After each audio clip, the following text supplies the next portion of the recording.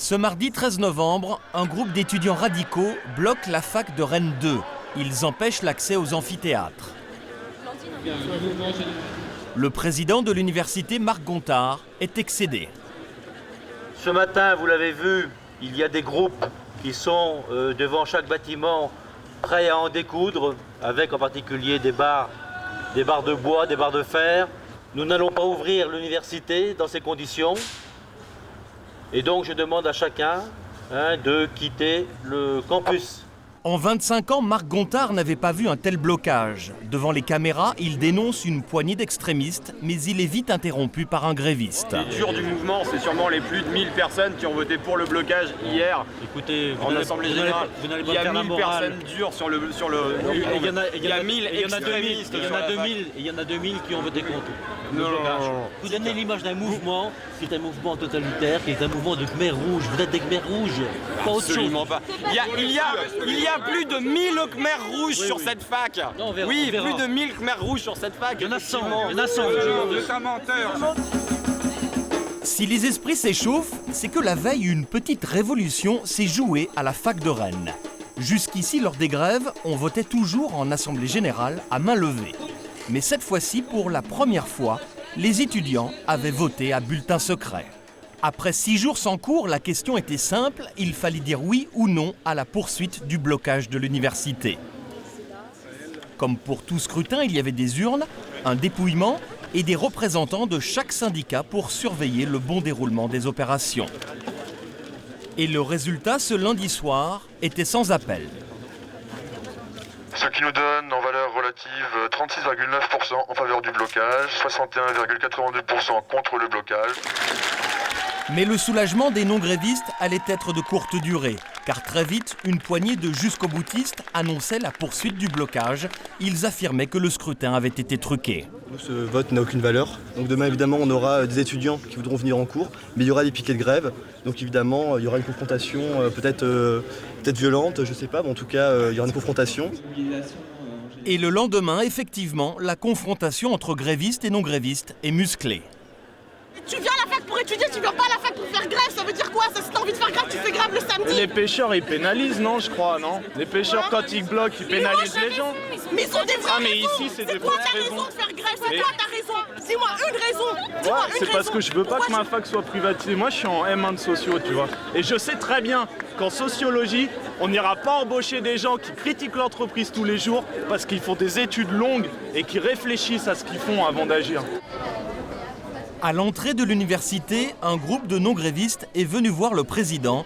Ils craignent pour leur sécurité. On a beau dire tout ce qu'on veut, ils nous attendent armés, quoi. Si on essaye de rentrer, on va se faire taper. Et nous, on veut pas ça. Donc c'est bon que ça arrête, quoi. On veut juste avoir le droit d'aller en cours, on est dans notre droit, il y a eu un vote, on a le droit, c'est démocratique, ça a eu lieu, on a le droit d'aller en cours. Qui sont ces jusqu'au-boutistes qui bloquent la fac? Un groupe d'une centaine de jeunes, militants d'extrême gauche pour la plupart. Parmi eux, Thomas, inscrit en géographie, et Hugo, en histoire. Tous les deux militent au syndicat Sud étudiants. Ils sont contre la loi Pécresse qui donne plus d'autonomie aux universités. Selon eux, c'est une privatisation et les facs vont entrer en concurrence entre elles. Pas de fac d'élite, pas de fac poubelle, à bas les facs concurrentielles. On part en manif et on va bloquer la rocade. Ce mardi, ces irréductibles bloquent la fac et partent manifester. Ils sont 300 sur un campus qui compte 18 000 étudiants. Dans les hostos, dans les labos, dans les usines, au PTT, et dans les facs, qui sème la misère, récolte la colère. Parmi eux, il n'y a pas que des étudiants. Cathy, SDF, est venue les soutenir. Je suis étudiante, mais vu tous les jeunes qui sont mobilisés, autant que je leur fasse partager un peu de mon savoir, quoi. J'ai tellement l'habitude de faire des manifs depuis que je suis au lycée. 50 manifs, ça marche, quoi. Et dans les facs, qui sème la misère, récolte la colère. La manifestation se veut pacifique, mais Thomas et Hugo, qui mènent les troupes, ne maîtrisent pas complètement la situation. En queue de cortège, certains étudiants improvisent des barricades pour couper la circulation, d'autres jettent des poubelles sur la route. Personne ne contrôle rien, des automobilistes sont furieux. Restez chez vous. C'est pas parce qu'on a les fesses qu'on peut rien faire, monsieur. c'est sur cette soirée, restez dans votre coin. Va donc voir. Moi, je vous ai pas manqué de respect. Vraie gamine, va. La démocratie, c'est laisser ceux qui veulent travailler. Dans le centre de Rennes, les CRS vont disperser la manifestation sans prendre de gants.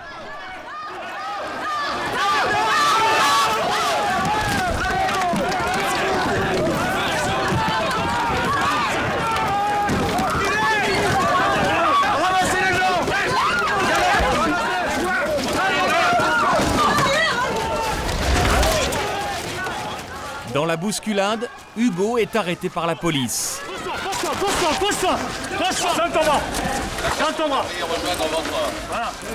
Il va être embarqué au commissariat.